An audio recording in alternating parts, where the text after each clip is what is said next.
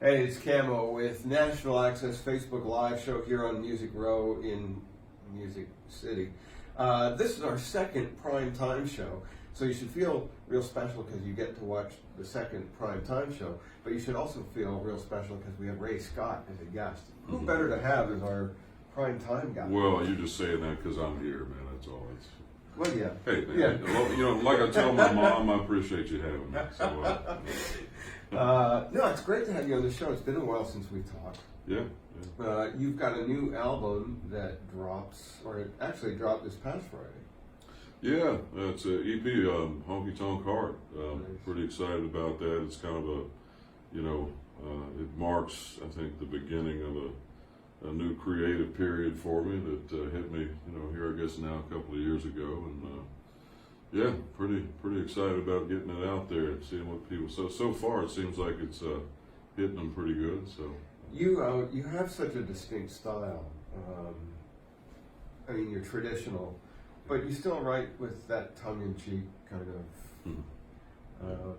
You write from a perspective that always strikes me as a writer's perspective, where you're kind of on the outside looking at stuff and commenting on it. Yeah.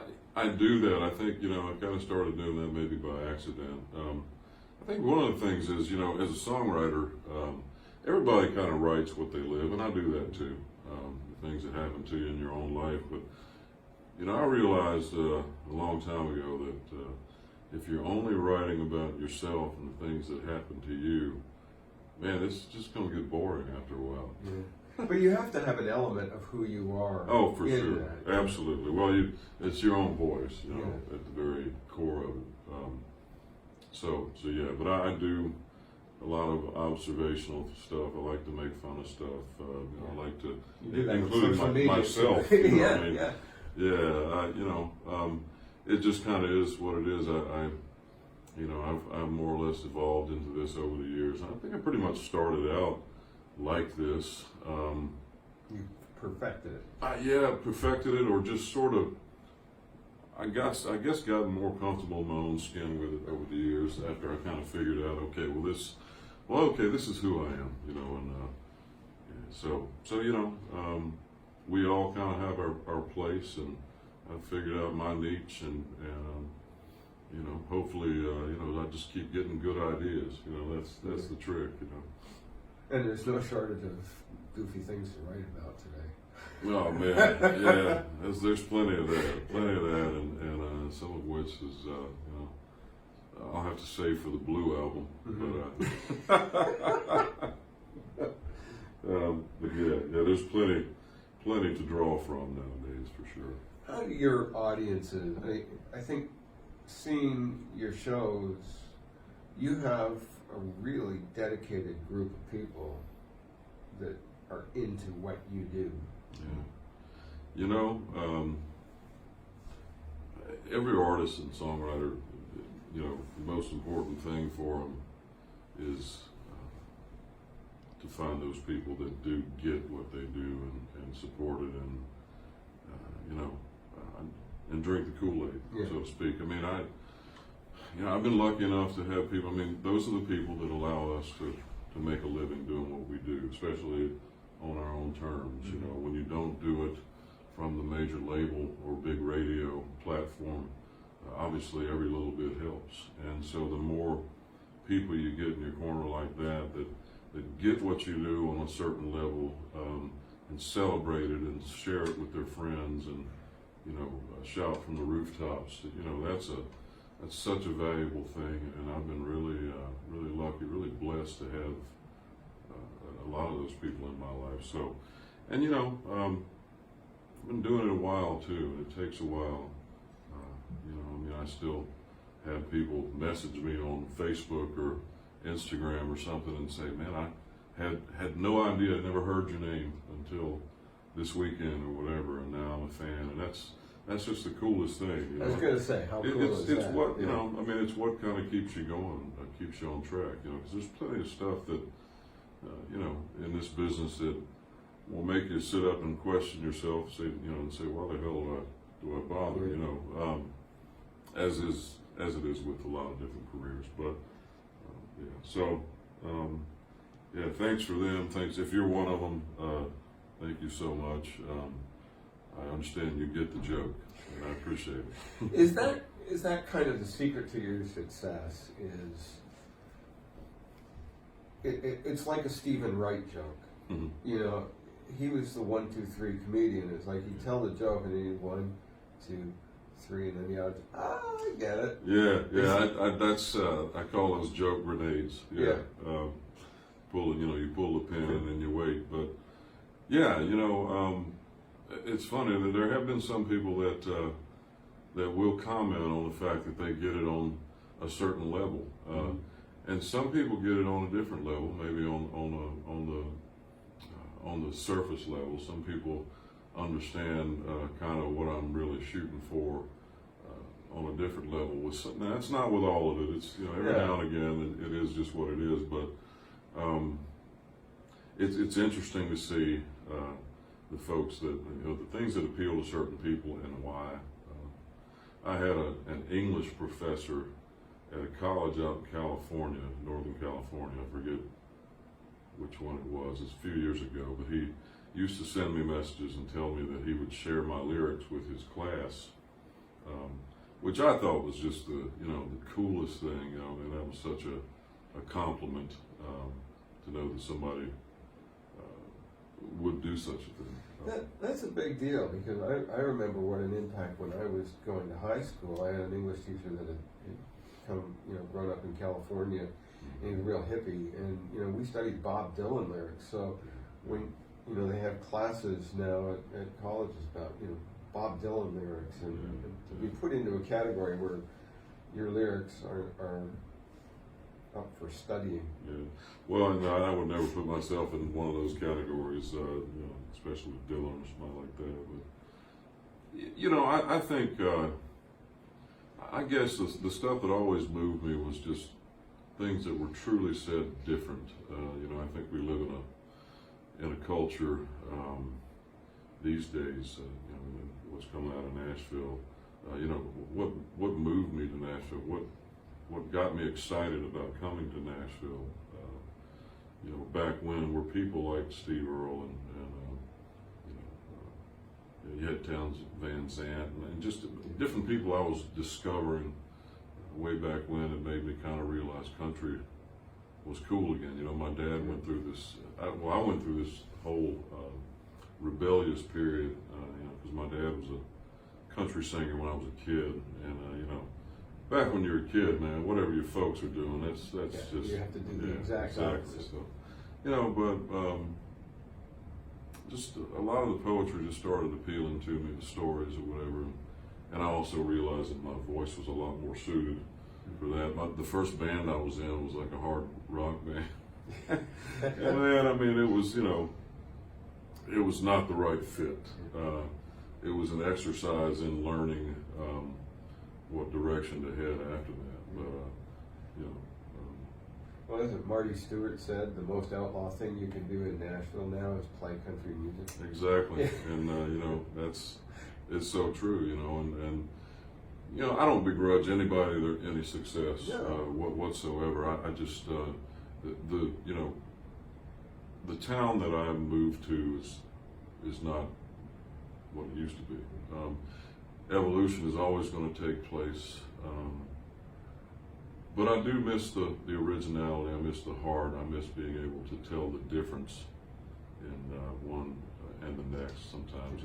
And there is a lot of great music out there. I still hear on mainstream radio a song here and there that makes me say, "Wow, okay, that's really cool." Well, even you take a song like "Body Like a Back Road" by Sam Hunt. Yeah. The production was pure R&B. Yeah. But when you listen to the lyrics and hear it done acoustically, that's a hardcore country song. Yeah, it's true, and that's the thing. Instrumentation, the treatment of it, production-wise, is huge. And I think to a lot of untrained ears, if it doesn't sound like it's supposed to sound in their mind, then that ain't country. And I've been guilty of also saying that about certain things. But there are a lot of songs that I hear also that are just bad attempts at pop music. Yeah, with lesser production. Exactly, you know, and so like I say, if you can make it work for you, you know, look, hey, these major labels can put out whatever they want to put out. If they put it out there and you got 10, 15, 20,000 people coming to shows every night, then, you know, hey, you know, it's like John Prine said, you know, 50 million Elvis Presley fans can't be all wrong, you know, I mean, yeah. So, you know, somebody likes it, and more power to them, you know, I mean, I think my thought is there's still a lot of people out there that appreciate something a little more authentic, a little more rough around the edges, a little more original, you know. Thought-provoking. Thought-provoking is a great way to say it too. So. You want to do one for us? Yeah, sure, man. That's a pretty good song. Thank you. You know, this is my Larrivee they gave me years ago. Now this is, I normally like having a friend of mine in here playing it with me and singing it with me. This is one of those songs that requires a nice strong harmony. But, don't look at me for that. Come on, man. Join in. No, I scared people. Well, this is the single. This is the title track to the record. This is, well, we'll see what it is. Well, I got a honky-tonk heart, and it's known to roll hard down a long dark highway to another stage play. In one more smoky bar, I got me a honky-tonk heart. Y'all know what I came to do, rock you, help that whiskey go down smooth while you shake off the lonely blues. You don't know how much you like me, I got me a honky-tonk heart. Yeah, I got a honky-tonk heart, and it's known to roll hard down a long dark highway to another stage play. In one more smoky bar, I got me a honky-tonk heart. Yeah, this right here is where a really good guitar player will play a little guitar, you know what I mean?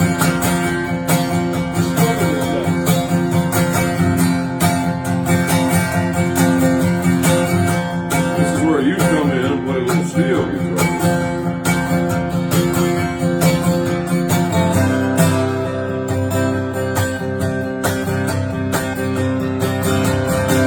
I work my ass off on Music Road, trying to get on the radio. Like Alan said, those wheels turn slow, and I had to tell them all where to go. When they tried to make me a pop star, I got me a honky-tonk heart. Yeah, I got a honky-tonk heart, and it's known to roll hard down a long dark highway to another stage play. In one more smoking bar, I got me a honky-tonk heart. Yeah, I ain't no fake ass country star. I got me a honky-tonk heart.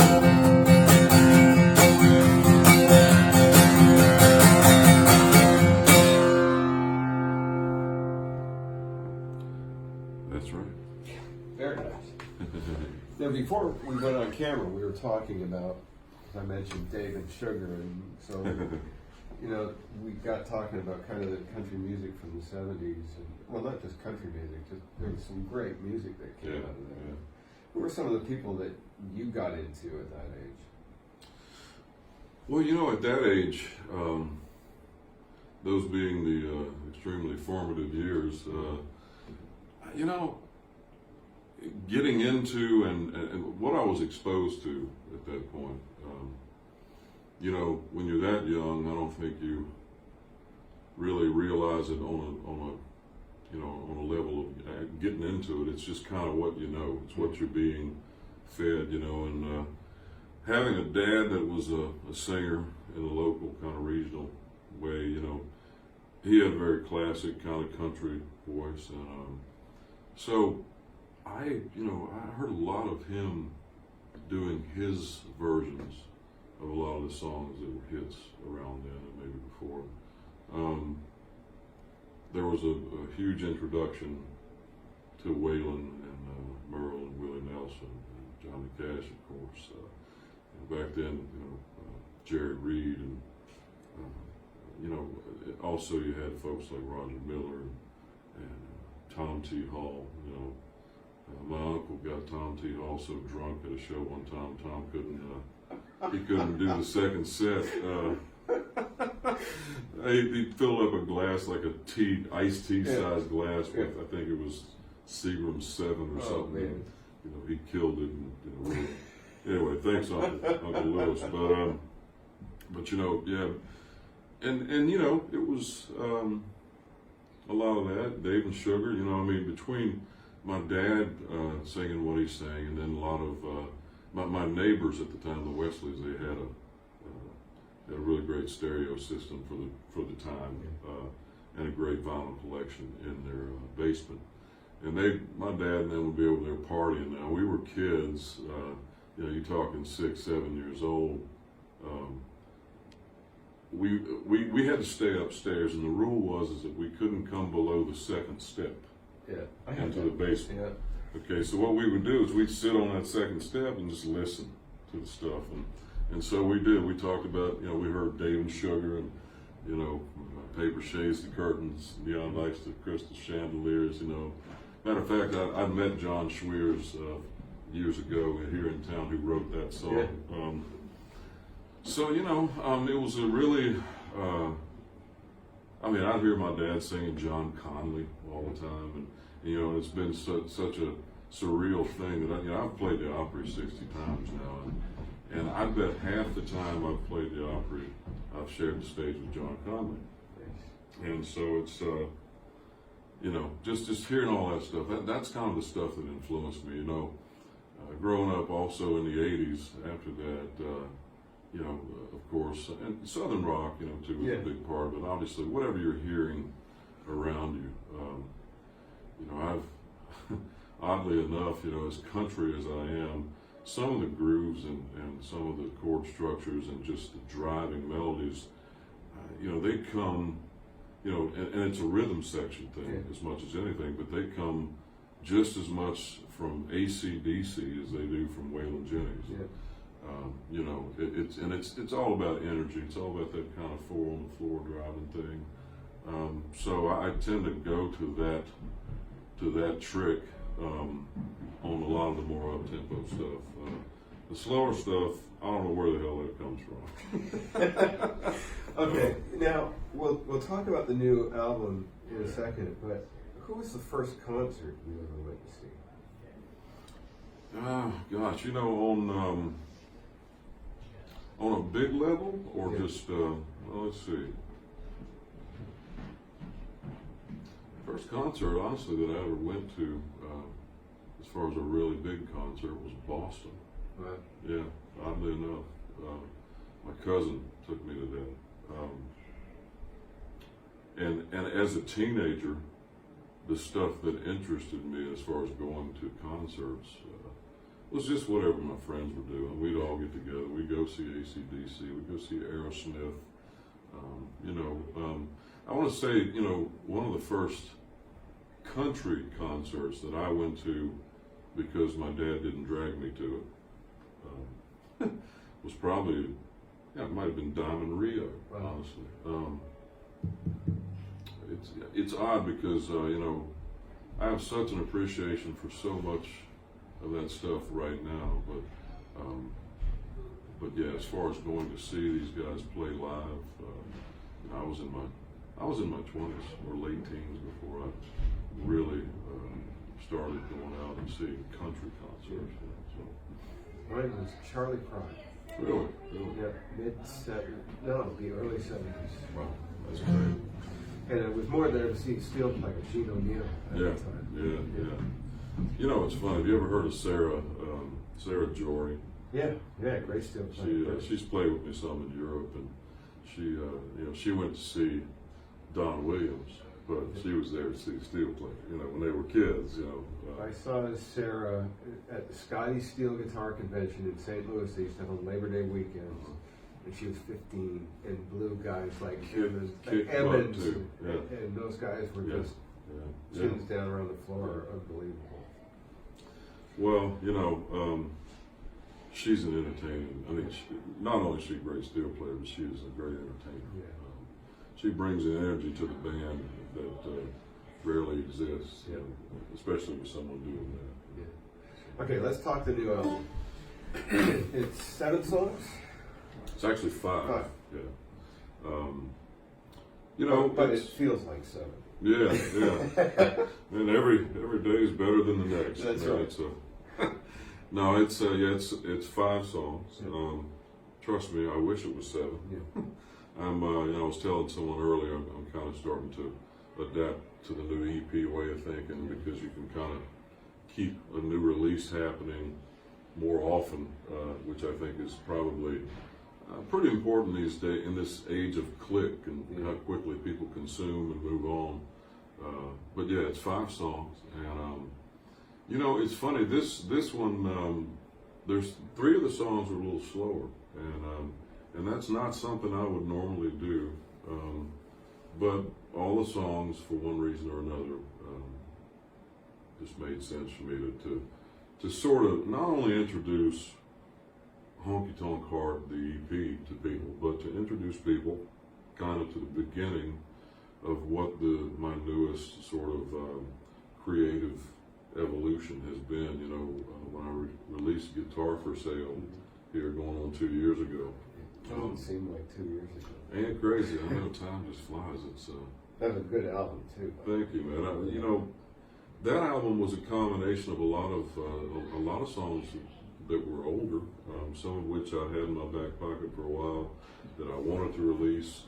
And the thing was, at the time, I've been so involved in the music part of things and doing my own label and things like that I think my creative inspiration sort of took a back seat. It was kind of lying dormant for a while. I didn't really have any good ideas, and so that record was great to put out and go ahead and release, because it enabled me to do something with that music that I've been wanting to do. Oddly enough, as soon as that record was released, I started writing new songs again, almost immediately after, and it's been that way for about 2 years now, going close to it. And the new batch of stuff that I've come up with, I think, is a little different, shows a little evolution, maybe a little bit more focus, a little more maturity. A part of that was due to quitting drinking.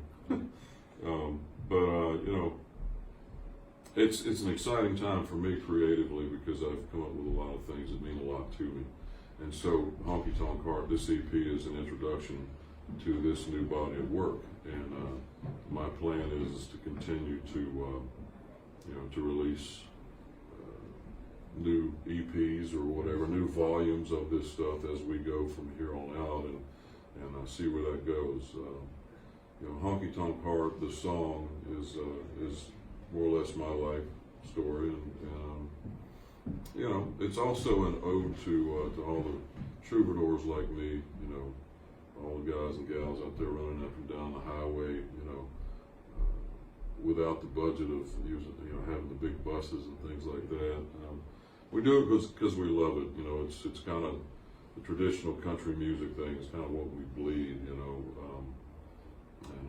we know there are a lot of people out there just like us who love it, and the crowds that show up at these shows are proof of that. So that's that's kind of just a nod to all those folks. We don't do it for the money. I tell people that I ain't laughing all the way to the bank, but I ain't crying all the way to work. If you know what I mean. You want to do another for us? Yeah, sure. I can't wait to hear this guitar. Yeah, this is a baritone guitar. This is a cheap guitar, but it's maybe, I don't know, a year and a half ago. And and it's got a lot lower voice than a regular guitar. It's tuned down to B, and you know, it just sort of put me in a different place mind-wise, and I got a few new ideas and wrote a few new songs on this guitar. So I need to play them on it. But this is another one of the songs on the new EP, and I got this thing a half step lower than normal because it's kind of early, so we'll see what happens.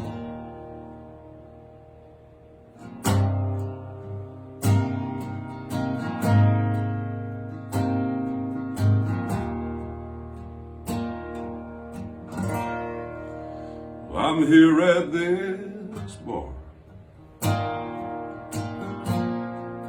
She's back at home. Maybe at her mama's. Hell, I don't know. She's doing her thing, and I'm catching buzz. It is what it is,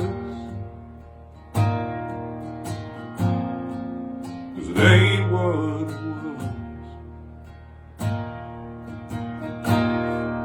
was. She'd give me that look.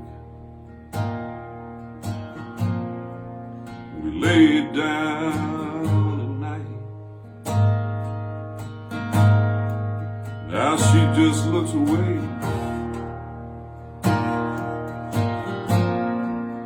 Turns out like, well, I don't think she hates me,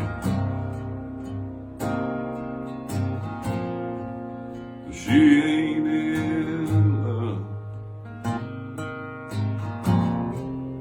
It is what it is, 'cause it ain't what it was.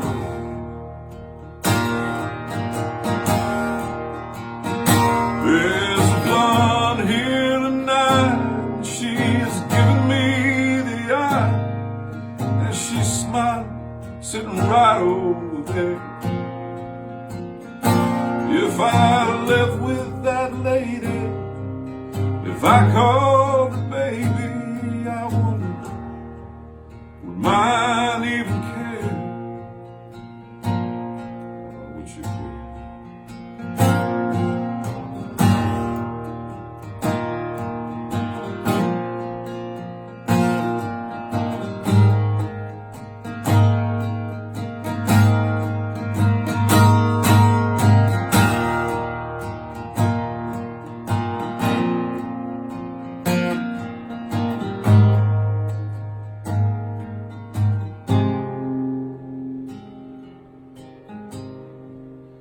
I've got an old friend who lives in Des Moines. He's got a spare bedroom, and it's reached the point where it's harder to stay than it would be to run. Ah, it is what it is, 'cause it ain't what it was. Yeah, it is what it is, 'cause it ain't what it was.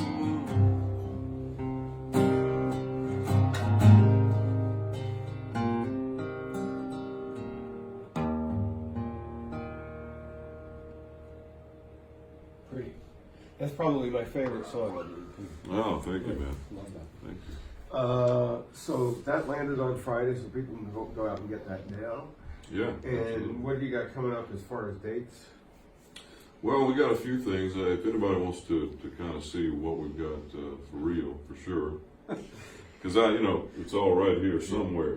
And it ain't final. It's in there It's always whirling, final. swashing around the coffee. Yeah, sometimes, but if you go to my website, rayscott.com, that'll kind of tell you, if you click tour, everything that is confirmed will be on the schedule. But we're always confirming more stuff too, sometimes, even a week or two before. So, check periodically, if you will. Now, this weekend, I'm headed to, I'll be in, let's see, no wait, it's next weekend. Yeah. I'm going down to Morgan City, Louisiana, for the Songs on the Bayou Songwriters Festival. That's going to be a lot of fun. We just did Washington, D.C., and New York City, and Buffalo. Buffalo. Yeah. And that was a lot of fun. Pretty cold up there, man. Get used to those warm temperatures in Nashville and go up there and freeze your butt off. It was my original neck of the woods. Oh, really, man? Too cold. I don't know how people live like that. God, man. I mean, potholes. Yeah. It's funny. A few weeks back, I actually blew a tire and broke a rim on my car on a little acoustic tour up in Ohio. Wow. So I knew going up north to New York City and then up to Buffalo that I was not going to be taking that vehicle again after $500 to replace it all. But But you know what, man? I mean, the crowds are great everywhere we go. And Northern rednecks. I was going to say, man, when I was younger, I thought the only rednecks were in North Carolina, where I grew up, and I've been so surprised and so thrilled to see. I mean, there's rednecks in Minnesota. They're all over New York now. I mean, Pennsylvania. Of course, I say that in a joking manner. It's just real people, man. Folks that live in the country that laid back country people. That's who I identify with, and it's good to see them everywhere we go. Sweet. Thanks for coming, Red. Thank you, man. I appreciate it. You've been watching the Nashville Access Show with Camo, that's me, and Ray Scott in prime time. Thanks for watching. Right.